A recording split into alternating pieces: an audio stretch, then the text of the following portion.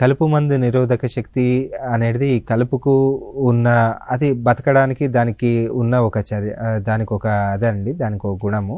మనం విపరీతంగా ఒకే రకమైన కలుపు మందును వాడడం వల్ల, ఒకే విధంగా వాడడం అండ్ ఇండిస్క్రిమినేట్ యూజ్ అంటే సిఫారసు చేసిన మోతాదు కంటే విపరీతంగా ఎక్కువ వేసుకొని వాడడం వల్ల ఆ కలుపు ఆటోమేటిక్గా అటువంటి కలుపు మందుకు నిరోధక శక్తి పెంచుకునే అవకాశం ఉంటుందన్నమాట.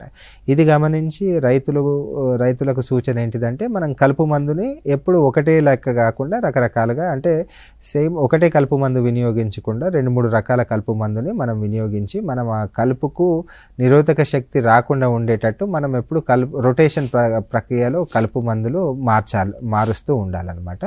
ఇంకో విధానం ఏంటిదంటే, మనం ఇందాక చెప్పినట్టు మనుషులతో కలుపు తీయడం కానీ, మెకానికల్ వీడర్తో కలుపు తీయడం కానీ, ఈ మధ్య కాలంలో రైతు సోదరులు రకరకాల పనిముట్లు డెవలప్ చేయడం జరిగింది. ఆ పనిముట్లతో కలుపు లేతగా ఉన్నప్పుడే వాటిని ఊడ్చేసినట్టు తీసేయడం కానీ, ఈ విధంగా చేసుకోవడం ద్వారా మనకు కలుపు పెరిగి వాటిలో నిరోధక శక్తి వచ్చే అవకాశం అనేది ఉండే అవకాశం అనేది చాలా తక్కువగా ఉంటుంది.